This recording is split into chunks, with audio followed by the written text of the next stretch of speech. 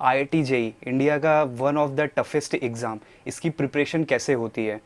पहुंचने के बाद आईआईटी में लाइफ कैसे रहती है? जर्नी के दौरान जो स्ट्रगल्स फेस करने होते हैं उसको ओवरकम करना है, वो सारे इंसाइट्स फिर वहाँ पहुँच के उस जो पुरानी जर्नी है उसके बेसिस पे वहाँ की लाइफ, इन सबको कैसे बैलेंस करना है। तो इस वीडियो में हम पूरा यही देखने वाले हैं और आपको कंप्लीट वीडियो देखना है तो फॉलो करें।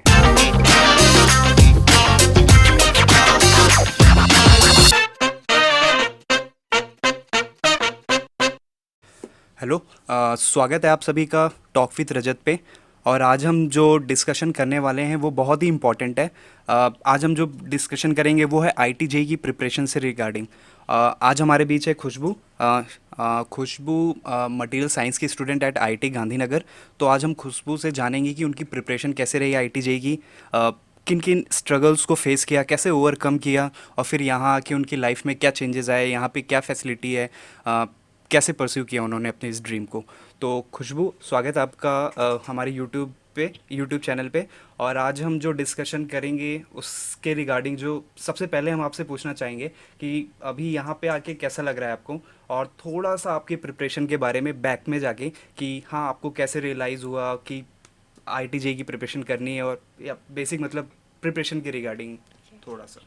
सो हाय, आई एम खुशबू एंड मेरा department material science and engineering है। तो यहाँ पे आके तो बहुत ज़्यादा अच्छा लग रहा है। और जो मेरी जर्नी स्टार्ट हुई थी जेई की, तो जेई की जर्नी स्टार्ट तो 11th और 12th में दोनों में हो जाती है। बट 11th में मेरा इतना ज़्यादा फोकस नहीं था जेई के लिए, आईआईटी की प्रिपरेशन के लिए। तो मेरी जो जर्नी स्टार्ट हुई थी पर्टिकुलर वो हुई थी 12th के अंदर। तो 12th के अंदर स्कूल और मतलब आईआईटी का दोनों का था। तो 11 12 वाला तो दोनों आता है जेई के अंदर।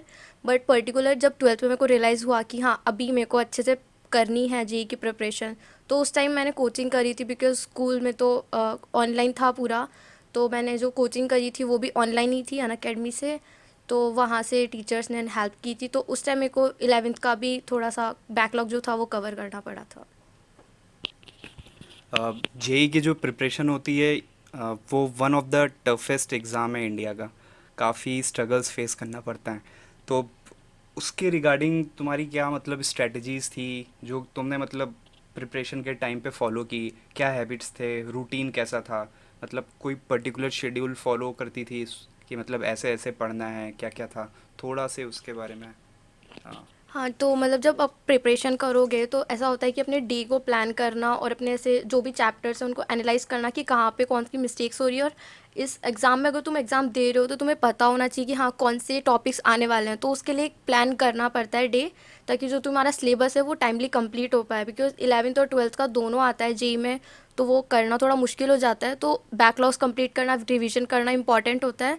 तो रिवीजन और बैकलॉग के लिए अलग से टाइम टेबल को फॉलो करना, और उसके अंदर ही डेली क्लासेस का रूटीन फॉलो करना, मतलब मेनली टाइम टेबल और शेड्यूल। तो खुशबू, जो नेक्स्ट क्वेश्चन आपके लिए है वो ये है कि कोई प्रिपरेशन के टाइम पे ऐसा रहता है कि बहुत सारे चैप्टर्स या सब्जेक्ट ही हमें अच्छे नहीं लगते हैं। तो आपके लिए ऐसा वो टॉपिक या सब्जेक्ट कौन सा था जो आपको काफ़ी टफ लगता था, और आपने क्या स्ट्रेटजी फॉलो की उसको मतलब इजी हो, थोड़ा समझ में आए, ऐसा? तो टॉपिक था फिज़िक्स के अंदर मेनली इलेक्ट्रोस्टैट्स और ये सब। तो लाइक पी वाई क्यूज़ जो भी होते हैं आईआईटी के अंदर, तो एक बार तुम वो कर लोगे तो तुमको थोड़ा सा कॉन्फिडेंस बिल्डअप होगा। तो मैं क्या करती थी, जब भी मुझे पता चलता कि हाँ इस चैप्टर में और इस टॉपिक में मुझे दिक्कत हो रही है, तो मैं उसके पी वाई क्यूज़ करती थी। मतलब अगर कोई फॉर्मूला है उसको लेके, तो उससे एक मोटिवेशन बिल्डअप हो जाता था कि हाँ अब ये हो सकता है। तो उससे फिर और क्वेश्चंस हो जाते थे, तो इजीली थोड़ा सा ऐसा हो जाता था कि हाँ अभी हो जाएगा ये चैप्टर। थोड़ा सा ऐसा मतलब पी वाई क्यूज़ करने के बाद एक मोटिवेशन हो जाता था कि हाँ अभी हो जाएगा। तो मतलब अगर किसी भी चैप्टर या किसी भी पार्ट से थोड़ा सा डर लग रहा है तो प्रीवियस ईयर या कुछ तो सॉल्व करना पड़ेगा। वही एक स्ट्रॉन्ग स्ट्रेटजी होगी, जिस मतलब उस रास्ते के अलावा तो हार्डली कुछ मिलता है। मतलब तुम्हें मेहनत तो करनी पड़ेगी प्रीवियस ईयर और उससे रिगार्डिंग। तो क्या तुम कुछ बुक्स रिकमेंड कर सकती हो जो तुमने प्रिपरेशन के टाइम पे फॉलो की थी? लाइक फिज़िक्स के लिए तो मतलब उसमें कॉन्सेप्ट क्लियर करना बहुत ज़्यादा इंपॉर्टेंट होता है। तो फिज़िक्स के लिए तो एच सी वर्मा अच्छी है बुक काफ़ी, लेकिन उसके अंदर थ्योरेटिकल क्वेश्चंस बहुत ज़्यादा होते हैं अभी के लिए।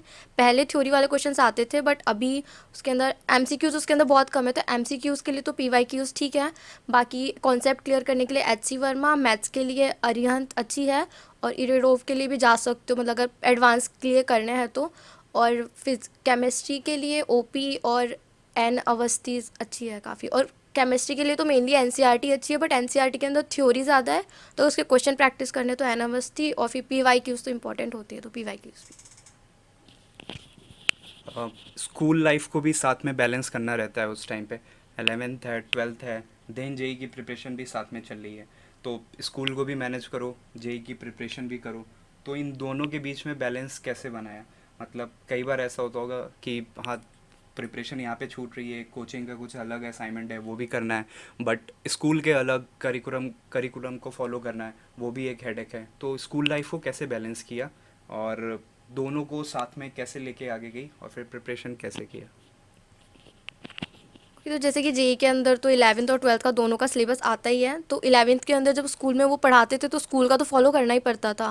बाकी अगर वो भी कोई असाइनमेंट हो, होमवर्क देते थे स्कूल में, तो उनको टाइमली बस कर दो, बिकॉज जेई के अंदर तो वो भी आने वाला है, तो उससे प्रैक्टिस ही होती थी। तो इसलिए होमवर्क करती रहती थी स्कूल का भी। बाकी जैसे कि वीकेंड्स पे लाइक पीवाईक्यू या फिर कोई भी लास्ट ईयर का पेपर होता है, सैम्पल पेपर, वो प्रैक्टिस कर लिया, ताकि उससे जेई का भी टाइमली मतलब ऐसे एनालाइज होता रहे कि हाँ जेई की प्रिपरेशन इतनी चल रही है और स्कूल में भी इतना चल रहा है। तो वो 11th और 12th का दोनों का सेम ही होता है, तो इतना ज़्यादा प्रॉब्लम आता नहीं है। बाकी एडवांस के लिए वो बोर्ड्स के बाद टाइम मिलता है, तो उसके अंदर प्रिपरेशन करने के लिए 1-2 महीने मिल जाते हैं, तो पीवाईक्यूज़ तो तब कर सकते हैं। बाकी 11th-12th का तो सेम ही होता है। लाइफ एट आईआईटी अभी यहाँ पे आके कैसे लग रहा है? तुम अभी मटेरियल साइंस में सेकेंड ईयर में हो, तो अभी तक का उतना ज़्यादा टाइम तो स्पेंड नहीं किया, लेकिन फिर भी जो छोटी सी जर्नी रही है यहाँ पे, डिपार्टमेंट कैसा है, फैकल्टीज़ कैसे हैं, सीनियर्स कैसे हैं, थोड़ा उसके बारे में इंसाइट्स। तो अभी जैसे कि मतलब सेमेस्टर थर्ड सेमेस्टर तो अभी स्टार्ट हुआ है, तो अभी अभी आए हमारे कोर कोर्सेज तो मटेरियल्स के। तो अभी तो 3 कोर कोर्सेज हैं, स्ट्रक्चर ऑफ मटेरियल्स और थर्मोडायनेमिक्स इन मटेरियल्स और ट्रांसपोर्ट फिनोमिना। तो अच्छे हैं कोर्सेज भी, और फैकल्टी भी बहुत ज़्यादा मतलब हेल्पफुल है, और यहाँ के सीनियर्स भी मतलब ऐसे जो भी मटेरियल्स के अंदर हैं वो भी काफ़ी हेल्पफुल है, तो मतलब हेल्प करते हैं अच्छे से। कोर्स चल रहा है साथ में, यहाँ पे स्ट्रेसेस बहुत हो जाता है, असाइनमेंट्स करने हैं, ये वो एक्स्ट्रा करिकुलर एक्टिविटीज़ जो साथ में बहुत ज़रूरी हो जाता है बैलेंस करने के लिए लाइफ को। फिर उसमें तुम कैसे फाइंड आउट करती हो कि हाँ ये भी करना है, जैसे मतलब लाइफ बैलेंस रहे यहाँ पे, ऐसा क्या अलग यहाँ पे करती हो, या खाली स्टडी पे ही फोकस करती हो? तो जब आईआईटी के अंदर होते हैं तो स्ट्रेस तो बहुत ज़्यादा होता है, क्योंकि सुबह से लेकर शाम तक क्लासेस रहती हैं।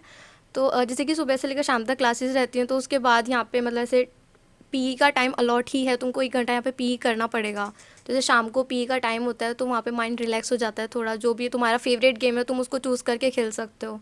लाइक मेरा एथलेटिक्स है, तो मैं भी उसके अंदर कर लेती हूँ मतलब थोड़ा। तो ऐसे क्लासेस के बाद जो स्ट्रेस होता है वो वहाँ से हो जाता है, और बाकी एक्स्ट्रा तो मेरा तो यूट्यूब है, तो और एडिटिंग में थोड़ा सा हो जाता है। मैं बता दूँ, ये लड़की पढ़ने के अलावा यूट्यूब पे भी बहुत ज़्यादा एक्टिव है, और इसके काफ़ी ज़्यादा फॉलोअर्स हैं, अराउंड 17K। 17K। तो और ज़्यादा आपको कनेक्ट होना है इससे, तो मैं लिंक डिस्क्रिप्शन में दे दूँगा, वहाँ से जाके आप इससे कनेक्ट हो सकते हैं। और तो ये था आपकी लाइफ एट आईआईटी के बारे में।